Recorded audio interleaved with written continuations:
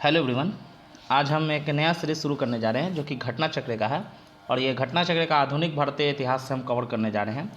अभी आपके जो आगामी परीक्षा आने वाले हैं, जो पहला है दरोगा, बहुत अच्छे वैकेंसी के रूप में आ रहा है गाइस, इसको छोड़िएगा मत। एक सीजीएल जो है, सीजीएल फॉर बीएसएससी जो ले रहा है, एक है एडीओ। इन तीनों को यहाँ पर डेडिकेट किया गया है और साथ ही साथ जो बीपीएससी का टीचर वाला होने वाला है वहाँ पर भी यहाँ से क्वेश्चन देखने को मिलेंगे। तो प्लीज़ गाइस आप इस सीरीज़ को पूरा कवर कीजिएगा। एक हमारा इस सीरीज़ चल रहा है एनसीईआरटी का, जहाँ पर हम एनसीईआरटी को हिंदी मीडियम और इंग्लिश मीडियम दोनों में कवर कर रहे हैं। प्लीज़ उसको भी कवर कर लीजिएगा, कई बार एनसीईआरटी से फ्रिक्वेंटली क्वेश्चन आ जाते हैं। और यहाँ पर हम कवर करने जा रहे हैं घटना चक्र का पूरा सीरीज। पहले हम मॉडर्न हिस्ट्री को अच्छे से कर लेंगे, देन आफ्टर हम मेडाइवल हिस्ट्री, फिर एंशिएंट में हाथ लगाएंगे। मॉडर्न में हाथ लगाने का गाइज इसका ये मतलब है कि मॉडर्न से क्वेश्चन बहुत ज़्यादा आते हैं और मैं चाहता हूँ कि आपको क्वेश्चन ज़्यादा से ज़्यादा टकराएं ताकि आप भी एग्ज़ाम सहूलियत तरीके से दे सको। और ये चैप्टर 1 हम कवर करने जा रहे हैं जो कि काफ़ी अच्छा चैप्टर है, यूरोपीय कंपनियों का आगमन। और यहाँ से यूपीएससी, बीपीएससी और बहुत से एग्ज़ामों में अब तक क्वेश्चन देखा गया है, तो आप भी यहाँ पर से देख सकते हैं क्वेश्चन को। आइए हम यहाँ पर कवर करते स्टार्ट करते हैं। चलिए, तो पहला टॉपिक आता है यहाँ पर यूरोपीय कंपनियों का आगमन। ठीक है गाइस, यहाँ पर हम देखेंगे कि यूरोप से जैसे पुर्तगाल हो गए, फ्रांस हो गए, डच हो गए, ईस्ट इंडिया कंपनी, ये सब भारत में कैसे आए, क्या मकसद था आने का, आए तो यहाँ पर कौन टिके कौन नहीं टिके, किनको हटा दिया गया, ये सबको हम यहाँ पर कवर करेंगे। और यहाँ पर से बहुत सारे क्वेश्चन एग्जामों में देखे गए हैं और उम्मीद है कि आगे भी यहाँ से क्वेश्चन देखे जाएंगे। चलिए तो शुरू करते हैं।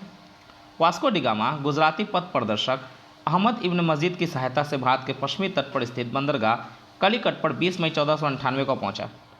यानी कि ये बता रहा है कि वास्को डी गामा भारत कब आया था। तो याद रखिएगा, इस वास्को डी गामा क्या था, ये पुर्तगाली व्यक्ति था और वो पुर्तगाल से भारत कब आया था, 20 मई 1498 को।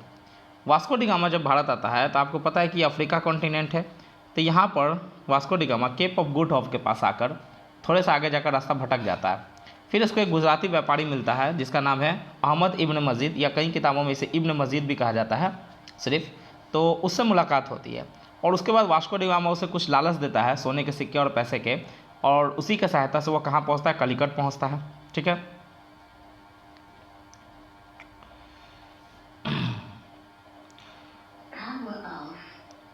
उसने यहाँ पहुँचकर भारत के नए समुद्री मार्ग की खोज की। कलिकट के तत्कालीन शासक जमूरीन ने वास्को डी गामा का स्वागत किया था। आपको पता है कि इस समय कलिकट का शासक कौन था, जमूरीन नाम का शासक था। उसने वास्को डी गामा का बहुत बड़े स्तर पर स्वागत किया था और उसको जाने तक बहुत सारे भेंट भी दिए थे। यहाँ पर एक बात कह रहा है गाइस, इसको याद रखिएगा, नए समुद्री मार्ग की खोज किसने की थी, वास्को डी गामा ने, जो कि कहाँ गया था, पुर्तगाल का रहने वाला था। देखिए, कई बार कई किताबों में क्वेश्चन में दे सकते हैं कि भारत की खोज किसने की। देखिए, भारत की खोज नहीं हुई थी गाइस, भारत के लिए एक नए मार्ग की खोज हुई थी। किसके लिए, यूरोप कंट्री के लिए, है ना। जो यूरोप पे जितने देश है, फ्रांस है, ब्रिटेन है, जर्मनी है, जो भी कंट्री हैं, उनके लिए एक नया रास्ता खोजा गया था। इसका रीज़न क्या था गाइस, आपको पता होगा कि मध्यकाल के दौरान जब मेडाइवल पीरियड चल रहा था ना, तो उस समय अरबियन लोग जो थे ना, वो बहुत ज़्यादा ताकतवर थे और अरबियन लोगों ने तुर्किस्तान पर अधिकार कर लिया था, जो तुर्की था ना, वहाँ पर अधिकार कर लिया था। और अधिकार करने के बाद वहाँ से जो यूरोप और भारत के मध्य का रास्ता था उसको बंद कर दिया था, जिस कारण से वास्को डी गामा और जैसे बहुत सारे ऐसे लोग थे जिन्होंने खोज की, भारत के खोज पर निकले थे। जैसे आप हॉलैंड को देख लो, आप एग्जाम्पल में कोलंबस को देख लो, ये सब लोग निकले थे, बट इसमें सफलता किसे मिली, वास्को डी गामा को। इसीलिए कहा जाता है कि भारत के नए मार्ग की खोज, जो समुद्री मार्ग थे, उसकी खोज किसने की, वास्को डी गामा ने। जब वास्को डी गामा कर्नाटका पहुंचा था, कर्नाटका या जो कलिकट आप कह लो, या कर्नाटका में ही ये कलिकट है ना, कथा कडावू आइलैंड के आसपास पहुंचा था। ये नाम याद रखिएगा, कथा कडावू आइलैंड। ओके, वहाँ पर जब ये पहुँचा तो ये किससे मुलाकात करता है, वहाँ के शासक जमूरीन से। और जमूरीन ने वहाँ पर इसे बहुत ज़्यादा उपाधि दी थी, मतलब ये दिया था, भेंट दिया था अपने तरफ से। ठीक है, आइए। वास्को डी गामा के भारत आगमन से पुर्तगालियों एवं भारत के मध्य व्यापार के क्षेत्र में एक नए युग का शुभारंभ हुआ। आपको पता है कि भारत और यूरोप के मध्य में मध्यकाल से ही व्यापार होते आया। मध्यकाल ही नहीं, आप प्राचीन समय में भी चले जाएंगे, हड़प्पा सभ्यता में, तो उस समय में मेसोपोटामिया से, मिस्र से, इन सबसे व्यापार होता ही था। उसके बाद भी हमारा व्यापार विदेशों से रहा है, लेकिन जैसे मैंने बताया कि अरबों का आक्रमण हुआ था तुर्किस्तान यानी कि तुर्की पर, जेन आफ्टर उसके बाद व्यापार को बाधित कर दिया गया, रोक दिया गया था। तो बाद में फिर से जब वास्को डी गामा ने खोज किया ना रास्ता का, तो एक व्यापार के क्षेत्र में नया युग प्रारंभ हो गया। बहुत ज़्यादा खुश हो जाते हैं यूरोप के लोग। वास्को डी गामा ने काली मिर्च के व्यापार से 60 गुना अधिक मुनाफा कमाया था। यहाँ पर क्या होता है कि जब वास्को डी गामा भारत आया था ना, कालीकट पर पहुंचा था। ज़मोरिन ने इसका स्वागत करते साथ अपने साथ बहुत भेंट दिया था उसको, और भेंट में क्या था, काली मिर्च भी था। तो काली मिर्च को जब वो ले जाकर यहाँ से बेचता है ना, तो इसको बहुत ज़्यादा मुनाफा होता है, 60 गुना मुनाफा, ठीक है, जिससे अन्य पुर्तगाली व्यापारियों को भी प्रोत्साहन मिला। अब वहाँ के जितने भी व्यापारी थे अभी समझ गए कि नहीं, भारत में कहीं ना कहीं बहुत ज़्यादा मुनाफा है, और इससे बहुत ज़्यादा लोगों में चाहता है कि हमें भी भारत जाकर व्यापार करना चाहिए, एक लालसा उत्पन्न हो गई। आइए, 1505 ईस्वी में फ्रांसिस्को दी अल्मेडा भारत में प्रथम पुर्तगाली वायसराय एवं गवर्नर बनकर आया था। इस पॉइंट को याद रखिएगा गाइस, ये कई सारे एग्जामों में क्वेश्चन आ चुका है, यहाँ तक कि यूपीएससी में भी ये क्वेश्चन पूछा जा चुका है कि जो पुर्तगाल थे ना, वो जो पुर्तगीज़ कंपनी थी, उसके सबसे पहले वायसराय या गवर्नर बनकर कौन आए थे, तो उसका नाम था फ्रांसिस्को डी अल्मेडा, ठीक है। और इसके बारे में मतलब बहुत सारे फैक्ट हैं जो मैं आगे बताऊँगा, और मैं सोचता हूँ कि आगे बता दूँ, लेकिन मैं फिर सोचता हूँ नहीं, पढ़ने के बाद बताऊँ तो ज़्यादा अच्छा लगेगा। जिससे ब्लू वाटर पॉलिसी इन्होंने ही चलाया था, और बहुत सारी चीज़ हैं आगे मैं बताऊँगा, ठीक है। चलिए आगे पढ़ते हैं। आइए, व्यापारिक हितों के परिप्रेक्ष्य में हिंद महासागर में प्रभुत्व स्थापित करने के लिए अल्मीडा ने ब्लू वाटर पॉलिसी यानी कि नीली जल नीति का प्रतिपादन किया था। इसको याद रखिएगा, ब्लू वाटर पॉलिसी को किसने चलाया था, फ्रांसिस्को ड अल्मीडा। इसका नाम एकदम दिमाग में बैठा लीजिए, और ये फ्रिक्वेंटली क्वेश्चन बहुत से एग्जामों में देखा गया है। इसका जब हम एमसीक्यू करेंगे नीचे ना, तो आप देखिएगा बहुत से एग्जामों में यहाँ से फ्रिक्वेंटली क्वेश्चन पूछे गए, और बहुत अच्छे लेवल के क्वेश्चन ये कहलाते हैं, क्योंकि फैक्ट ना बहुत लोग याद नहीं कर पाते हैं। अब तो जैसे पुराने स्टूडेंट होंगे जो बहुत समय से तैयारी कर रहे हैं, उनके लिए तो ये क्वेश्चन इजी हो गया, बच्चा वाला हो गया। बट जो नए नए स्टूडेंट हैं ना, जो अभी कदम रखे हैं बीपीएससी, स्टेट पीसीएस या यूपीएससी या बिहार दरोगा किसी अन्य एग्जाम के तैयारी में, तो उनको ये क्वेश्चन काफ़ी टफ लगने लगता है, क्योंकि यहाँ नाम पूछ दिया जाता है ना कि पुर्तगाल के कौन से ऐसे वायसराय थे या गवर्नर थे जिन्होंने ब्लू वाटर पॉलिसी की शुरुआत की। तो ये काफ़ी ज़्यादा टफ क्वेश्चन हो जाता है। ओके, आगे देखिए। अल्मीडा के बाद अल्फांसो द अल्बुकर्क 1509 में भारत का गवर्नर बनकर आया था। याद रखिएगा कि पहला गवर्नर कौन था भारत का, पुर्तगाली गवर्नर, यानी कि कौन था, फ्रांसिस्को डी अल्मीडा। बट उसके बाद कौन आया था, तो इसका नाम था अल्बुकर्क। और याद रखिएगा ये वास्तविक गवर्नर कहलाता है। जो फ्रांसिस्को डी अल्मीडा था, वो जब गवर्नर बन के आया था, तो वो गवर्नर तो था, बेहतर था, लेकिन वो उतना ज़्यादा अच्छे से काम नहीं करता है जितना अल्बुकर्क करता है। और अल्बुकर्क ने क्या किया था, पुर्तगाल को भारत में पूरा फैला दिया था। इसे नहीं नियम निकाला था कि शादी करके क्या करें, अपने साम्राज्य को बढ़ाएं। तो इसीलिए इसे वास्तविक संस्थापक माना जाता है भारत में। अभी हम पढ़ेंगे। अल्बुकर्क ने 1510 में बीजापुर के शासक यूसुफ आदिल शाह से गोवा छीनकर अपने अधिकार में कर लिया। मैंने बताया गया कि अल्बुकर्क का यहाँ पर बहुत ज़्यादा योगदान रहेगा भारत में, और इसे बहुत सारी चीज़ों को अपने अधिकार में कर लेगा। ये यूपीएससी में एक बार क्वेश्चन आया था कि 1510 में गोवा को जीता गया था और गोवा को राजधानी बनाया गया। ये इसी प्रकार का क्वेश्चन था। तो वहाँ पर 1510 ऑप्शन ना देकर शायद 1499 दिया गया था। हम जो नीचे ऑप्शन एमसीक्यू देखेंगे तो आप देखिएगा, वहाँ यूपीएससी में 1510 नहीं देकर क्या दिया गया था, 1499। और दूसरी बात कि गोवा को राजधानी बनाने का काम अल्बुकर्क ने नहीं किया था, वो नीनो डी कुन्हा ने किया था, जो 1529-30 में आता है गवर्नर बनके, उसने किया था। अल्बुकर्क ने यह काम नहीं किया था। इसे भारत में पुर्तगीज शक्ति का वास्तविक संस्थापक माना जाता है। Very very important term guys, इसको नोट कर लीजिएगा दिमाग में, और यहाँ से फ्रिक्वेंटली क्वेश्चन एग्जामों में देखे जाते हैं। अल्बुकर्क ने 1511 में दक्षिण पूर्वी एशिया की महत्वपूर्ण मंडी मलक्का एवं 1515 में फारस की खाड़ी के मुहाने पर स्थित हरमुज पर अधिकार कर लिया था। आपको पता है कि अल्बुकर्क को मैंने बताया कि वास्तविक संस्थापक क्यों मानते हैं, क्योंकि इसने अपने साम्राज्य को बहुत ज़्यादा विस्तार दिया था, और यह भारत ही नहीं बल्कि भारत के अन्य अगल बगल में भी अपने वर्चस्व को स्थापित किया था। जैसे एक एग्जाम्पल में दे रहा है, दक्षिण पूर्वी एशिया, साउथ ईस्ट एशिया में जाइएगा ना गाइस, मान लीजिए कि ये भारत है, तो इधर वाले जो क्षेत्र है ना, जहाँ पर इंडोनेशिया, मलेशिया ये सब कंट्री पड़ते हैं, तो वहाँ पर स्ट्रेट ऑफ मलक्का है, उसी मलक्का पर इसने अपना अधिकार कर लिया था। क्योंकि जितने भी व्यापार होते हैं वो समुद्र के उसी मार्ग से होते हैं, लगभग व्यापार देखा जाए, और साथ ही साथ जो है स्ट्रेट ऑफ हार्मुज, उस पर भी अधिकार कर लिया था। तब जो भी समुद्र में व्यापार होंगे तो उस पर एकाधिकार किसका हो गया, पुर्तगाल का। ठीक है, तो अब पुर्तगाल क्या करेगा, वहाँ पर अपना वर्चस्व बना लेगा, और किसी को भी यहाँ भारत में प्रवेश नहीं करने देगा या भारत से व्यापार करने नहीं देगा, ताकि ये ज़्यादा से ज़्यादा मुनाफा यहाँ पर कमा सके।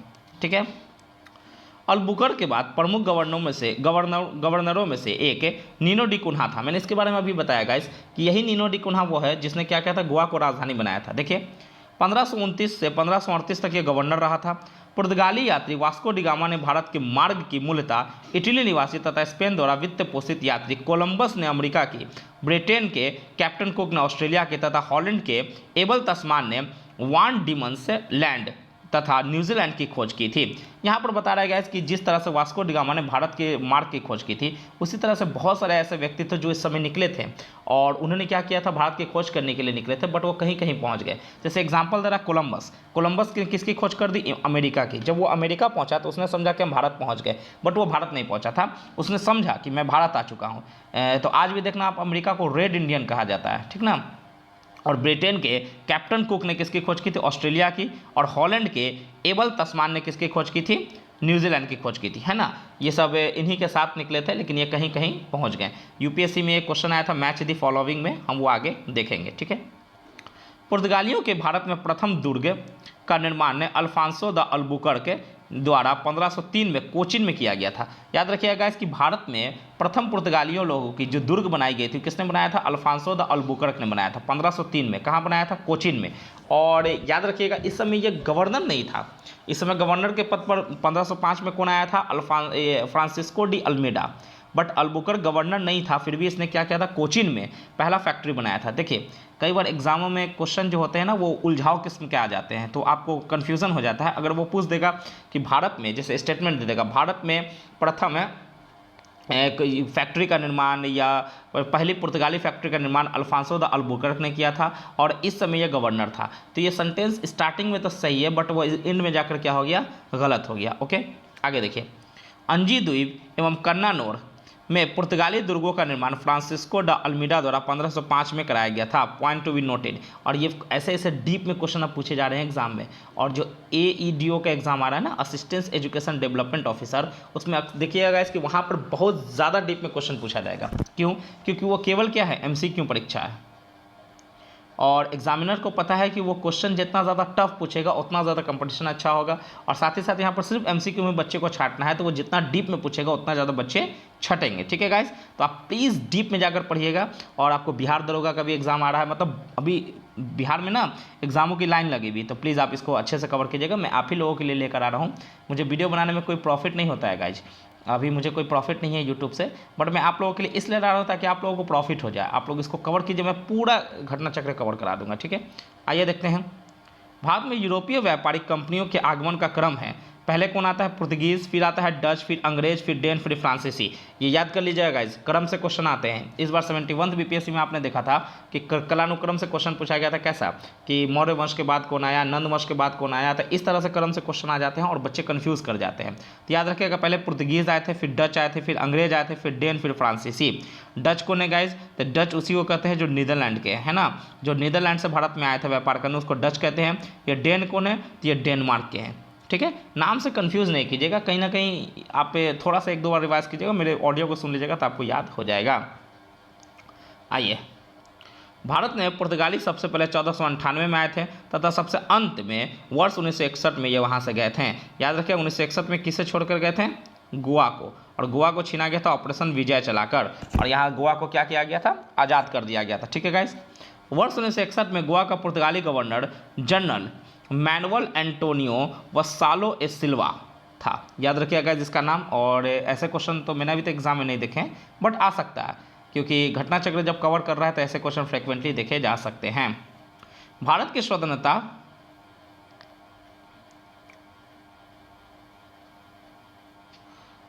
स्वतंत्रता प्राप्ति के दौरान गोवा का गवर्नर जनरल जोसे सिल्वेस्ट्रे फेरेरा बोस्सा था। नाम बहुत अजीब होते हैं गाइज इनके, माफ़ कीजिएगा अगर प्रोनाउंसिएशन सही नहीं है तो, बट मैं क्या करूं, अब ऐसे नाम है तो याद रखिएगा। भारत के आज़ादी के दौरान क्या थे? गोवा के गवर्नर जनरल कौन थे? जोसे सिल्वेस्ट्रे फेरेरा बोस्सा, ये थे। ठीक है, यूरोपीय शक्तियों में सर्वप्रथम पुर्तगाली व्यापारियों ने भारत में समुद्री व्यापारिक केंद्र स्थापित किए थे। अब सीधी सी बात है गाइस कि भारत में सबसे पहले जो आएंगे वही ना अपना केंद्र स्थापित करेंगे, तो याद रखिएगा समुद्री व्यापारिक केंद्र स्थापित किसने किया था? पुर्तगालियों ने। आपको पता है कि strait of Hormuz, strait of Malacca, इन सब पे किसने अधिकार कर लिया था? पुर्तगीज़ ने अधिकार कर लिया था। ठीक है, पुर्तगालियों ने भारत में अपनी पहली फैक्ट्री कलिकट में 1500 में स्थापित की थी। पॉइंट टू बी नोटेड, पुर्तगालियों ने पहली फैक्ट्री तो कलिकट में 1500 में स्थापित की। पहला दुर्ग कहाँ पर बनाया था? 1503 में कोचिन में अल्बुकर्क ने बनवाया था। ठीक है, किंतु उसके शीघ्र ही विनष्ट हो जाने के उपरांत उसी वर्ष कोचिन में एक नए फैक्ट्री की स्थापना की थी। पुर्तगालियों द्वारा भारत में स्थापित प्रथम दुर्ग कोचिन में 1503 में तथा कन्नूर में 1505 में दूसरे दुर्ग का निर्माण करवाया गया था।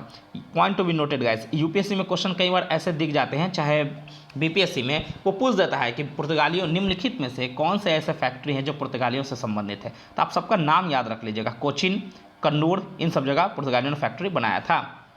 1534 से पुर्तगालियों ने बंगाल के शासक गयासुद्दीन महमूद शाह से सतगांव और चटगांव में अपनी फैक्ट्रियां स्थापित करने की अनुमति प्राप्त कर ली थी।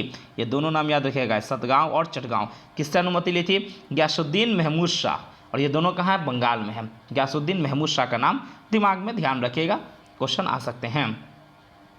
पुर्तगालियों द्वारा हुगली को बंगाल की खाड़ी में समुद्री लूटपाट के लिए अड्डे के रूप में इस्तेमाल किया जाता था। ये क्वेश्चन आ चुका है आपके एग्जाम में कि हुगली को समुद्री लूटपाट के लिए कौन इस्तेमाल करता था? तो पुर्तगाली द्वारा इस्तेमाल किया जाता था। 1632 में मुगल बादशाह शाहजहां ने हुगली में पुर्तगाली बस्तियों को पूरी तरह नष्ट कर दिया और 1000 से अधिक पुर्तगाली निवासियों को बंदी बना लिया था। यह क्वेश्चन भी आपके बीपीएससी में आ चुका है कि आखिर कि कौन सा ऐसा मुगल शासक था जिसने हुगली में पुर्तगाली बस्तियों को पूरी तरह से नष्ट कर दिया था? तो कौन थे? शाहजहां। इसको याद रखिएगा। कासिम बाजार के फैक्ट्री के प्रमुख जॉब चार्नक ने अंग्रेजों के व्यापार केंद्र के लिए हुगली के स्थान पर सुतानुती अथवा सुतनौती को चुना था। यानी कि कह रहा है कासिम बाजार की जो फैक्ट्री थी ना, उसके प्रमुख कौन थे? जॉब चार्नक। इसका नाम सबसे पहले याद रखिएगा। जॉब चार्नक कौन थे? कासिम बाजार के एक प्रमुख थे, फैक्ट्री के प्रमुख थे। उन्होंने अंग्रेजों के व्यापार केंद्र के लिए हुगली के स्थान पर सुतानुती और सुतनौती को चुना था। ठीक है। कोच्चि क्या है? कोच्चि यानी कि कोचिन 1814 में ब्रिटिश उपनिवेश के तहत शामिल हुआ था। अंग्रेजी ईस्ट इंडिया कंपनी का सूत्रपात 1599 में हुआ, जब लंदन के कुछ साहसिक व्यापारी मर्चेंट एडवेंचर्स ने एक समूह का गठन कर 30,133 पाउंड की वचनबद्ध अभिदत्त पूंजी के साथ ईस्ट इंडीज व्यापार के लिए अभिप्रेत समुद्री अभियान हेतु आवेदन प्रस्ताव ब्रिटिश क्राउन के समक्ष प्रस्तुत किया। अब यहाँ पर हम लोग आ गए हैं ईस्ट इंडिया कंपनी और पुर्तगाल के बारे में स्टोरी खत्म हो गया। आप उसको नोट कर लेना, वहाँ पर कुछ कुछ इंपॉर्टेंट टर्म है, और जब मैं इसका एमसीक्यू नीचे कराऊंगा तो आप उसको अच्छे से पढ़ के देखना। आपको देखना वहाँ से क्वेश्चन बहुत ज़्यादा टकराएंगे। अब बहुत से प्रीवियस ईयर क्वेश्चन में एग्जाम में मतलब आ चुके हैं ऐसे ऐसे क्वेश्चन, तो आपको बहुत मज़ा आएगा गाइस पढ़ने में। ठीक है। अब ये ईस्ट इंडिया कंपनी पर तो याद रखिएगा, ईस्ट इंडिया कंपनी रियलिटी में 1599 में अंत में यानी कि 31 दिसंबर का दिन था। 1599 को यह बनकर तैयार हुआ था, लेकिन इसका ओरिजिनल आंसर माना जाता है 1600। ठीक है। और ये भी कहा जाता है कि जब ईस्ट इंडिया कंपनी बनी थी तो उस समय भारत में राजा कौन था या मुगल शासक कौन था? तो नाम याद रखिएगा, उस समय मुगल शासक था अकबर। ठीक है गाइस, क्या नाम था उसका? अकबर था। ठीक है। आइए पहले यहाँ पर देख लें क्या बोल रहा है। देखिए यहाँ पर कह रहा है कि 1599 में बहुत सारे कुछ मर्चेंट एडवेंचर्स थे, मतलब बहुत बड़े पैसे वाले लोग थे। उन लोग के अंदर भी एक लालसा हुई कि नहीं हम भी चलें भारत में और प्रॉफिट कमाएं। तो अब उन लोगों ने भी एक बहुत बड़े कंपनी का निर्माण किया, जहाँ पर 30,133 पाउंड राशि से इस कंपनी को बनाया गया। गाइस इस समय 30,133 पाउंड बहुत ज़्यादा है, मतलब जिस समय की हम बात कर रहे हैं उस समय बहुत ज़्यादा, अभी तो उतना ज़्यादा नहीं है बट उस समय ये बहुत ज़्यादा रकम है। ठीक है।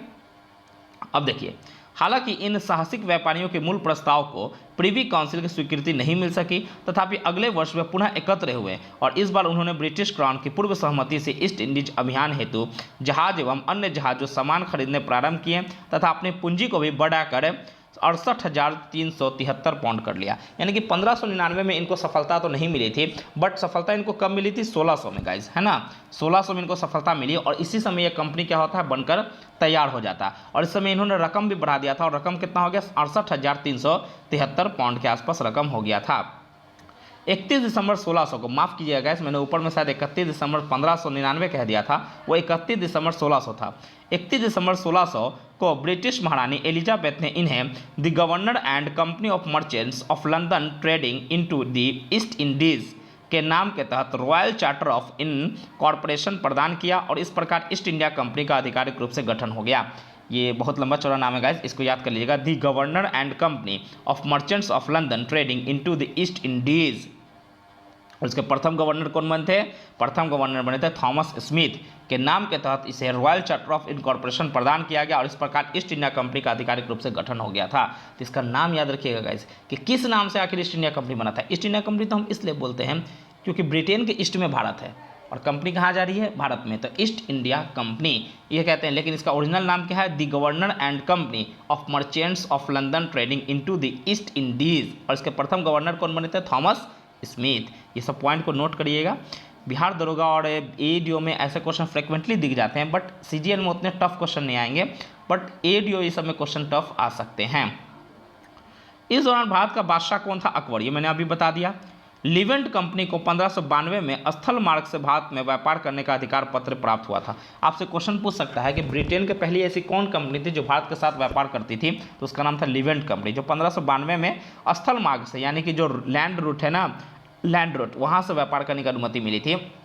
बट ईस्ट इंडिया कंपनी को कहाँ से मिला था? समुद्री मार्ग से, क्योंकि वहाँ पर तो बैन हो चुका था ना लैंडमार्क को। जहांगीर के शासनकाल में इंग्लिश ईस्ट इंडिया कंपनी ने सर्वप्रथम 1611 में मसूलीपट्टनम अथवा मछलीपट्टनम में एक अस्थायी कारखाना स्थापित किया था। आपसे क्वेश्चन पूछ सकता है कि किसके शासनकाल में ईस्ट इंडिया कंपनी ने पहला अस्थायी कारखाना स्थापित किया था, तो वो कौन सा था? जहांगीर। और कहाँ पर? मछलीपट्टनम या आप मसूलीपट्टनम कुछ भी कह सकते हो। लेकिन पहला अस्थायी कारखाना खोला गया था सूरत में 1613 में। आइए देखें, 1613 ईस्वी में सूरत में स्थापित कारखाना अंग्रेजों का प्रथम अस्थायी कारखाना था। सूरत में डचों द्वारा फैक्ट्री 1616 में, जबकि फ्रांसीसी द्वारा 1668 में स्थापित की गई थी। इन दोनों पॉइंट को याद रखिएगा गाइस कि भारत में अंग्रेजों की पहली अस्थायी फैक्ट्री कहाँ थी? सूरत में। और डचों ने भी पहली फैक्ट्री 1616 में कहाँ बनाया था? सूरत में। और फ्रांसीसी द्वारा 1668 में फैक्ट्री कहाँ बनाई गई थी? सूरत में। इन तीनों पॉइंट को याद रखिएगा। थॉमस बेस्ट नामक अंग्रेज अधिकारी ने पुर्तगालियों को स्वाली के स्थान पर हराया था। इसका नाम याद रखिएगा, थॉमस बेस्ट। थॉमस बेस्ट एक अंग्रेज अधिकारी था, उसने पुर्तगालियों को कहाँ पर हराया था? स्वाली के स्थान पर हराया था। ठीक है। 1662 में इंग्लैंड के सम्राट चार्ल्स द्वितीय का विवाह पुर्तगाल की राजकुमारी कैथरीन से होने पर चार्ल्स को मुंबई उपहार के रूप में प्रदान किए गए थे। यानी कि आपको पता है कि 1662 में क्या हुआ था? एक इंग्लैंड का सम्राट था चार्ल्स द्वितीय, इसकी शादी पुर्तगाल की राजकुमारी कैथरीन से होती है, और शादी के दौरान जो उन्हें दहेज मिलता है ना, वो क्या मिलता है? बम्बई दिया जाता है। दहेज में क्या दिया जाता है? बम्बई को प्रदान किया जाता है, जिसे उन्होंने 1668 में 10 पाउंड वार्षिक किराए पर ब्रिटिश ईस्ट इंडिया कंपनी को दे दी। और बाद में बम्बई को चार्ल्स द्वितीय ने क्या किया था? 1668 में वो 10 पाउंड वार्षिक किराए पर, यानी कि हर साल 10 पाउंड किराया लेकर उसने ब्रिटिश ईस्ट इंडिया कंपनी को दे दिया था। बम्बई के अंग्रेज गवर्नर जॉन चाइल्ड ने 1688 में बम्बई और पश्चिमी समुद्री तट के मुगल बादशाहों का घेरा डाला था तथा मक्का जाने वाले हज यात्रियों को बंदी बनाने का प्रयास किया। फलस्वरूप उसे औरंगजेब ने भारत से निष्कासित करने का आदेश दिया था। आप इसका नाम याद रखिएगा कि कौन सा ऐसा बम्बई का गवर्नर जनरल था जिसको अंग्रेजों ने भारत से निष्कासित कर दिया था, सॉरी औरंगजेब ने भारत से निष्कासित कर दिया था, तो उसका नाम क्या था गाइस? Sir John child. इसके नाम को याद रखिएगा, ये क्वेश्चन आपके एग्जाम में आ चुका है, बीपीएससी में भी पूछा जा चुका है। कर्नाटका का प्रथम युद्ध 1746 से 48 ऑस्ट्रिया के उत्तराधिकार का युद्ध जो 1740 में आरंभ हुआ था का विस्तार मात्र था।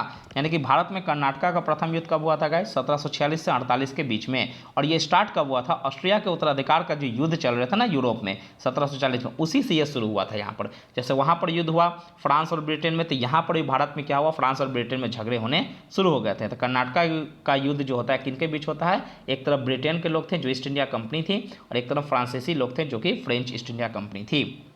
गृह सरकारों की आज्ञा के विरोध ही दोनों दलों अंग्रेज एवं फ्रांसीसी में 1746 में युद्ध आरंभ हुआ। अंग्रेज कैप्टन बर्नेट के नेतृत्व में अंग्रेजी सेना द्वारा कुछ फ्रांसीसी जहाज़ों पर अधिकार कर लेना युद्ध का तत्कालीन कारण माना जाता है।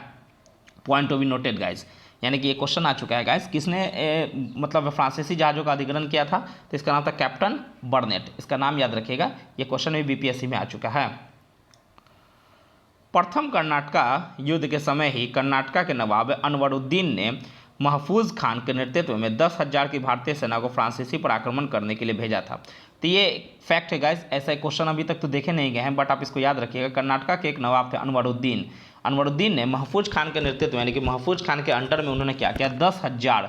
10,000 भारतीय सेना को फ्रांसीसी पर आक्रमण करने के लिए भेज दिया था। मतलब यहाँ पर ना कुछ भारत के जो राजा थे ना वो भी सहयोग कर रहे थे अंग्रेजों का, कोई फ्रांस का सहयोग कर रहे थे, दोनों आपस में सहयोग करके ही लड़ाई झगड़े स्टार्ट किए थे। अब कह रहा है कैप्टन ने पैराडाइज के नेतृत्व में फ्रांसीसी सेना ने अडियार नदी पर स्थित सेंट थॉम नामक स्थान पर नवाब की सेना को पराजित किया। यूरोप में युद्ध बंद होते ही कर्नाटका का प्रथम युद्ध समाप्त हो गया। यानी कि कह रहा है कि जो 10,000 सैनिक को भेजे थे ना, तो उसको फ्रांसीसी ने क्या कर दिया था? हरा दिया था। और इसके बाद क्या होता है ना कि जैसे ही यूरोप में मतलब उत्तराधिकार का युद्ध समाप्त हो जाता है, वैसे ही भारत में भी ये युद्ध समाप्त हो जाता है।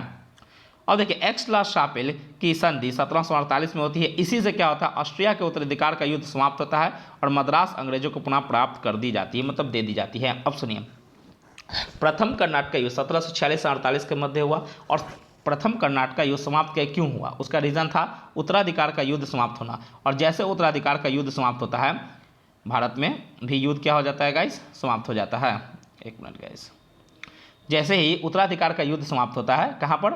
ऑस्ट्रिया में, तो भारत में भी क्या होता है? ये जो भी कर्नाटक का युद्ध चल रहा था वो समाप्त हो जाता है। और इस समाप्त होने के पीछे ट्रीटी कौन सा था? तो इसका नाम याद रखिएगा, एक्स-ला-शापेल की संधि से ये क्या होता है? समाप्त हो जाता है, जो कि 1748 में होता है। और इसके बाद क्या होता है? जो मद्रास था ना, वो अंग्रेजों को पुनः प्राप्त हो जाता है, मद्रास अंग्रेजों को पुनः मिल जाता है। डुप्ले ने पहली बार वे हथकंडे प्रयोग किए जो भारत के जीतने के लिए अंग्रेजों के मार्गदर्शक बने।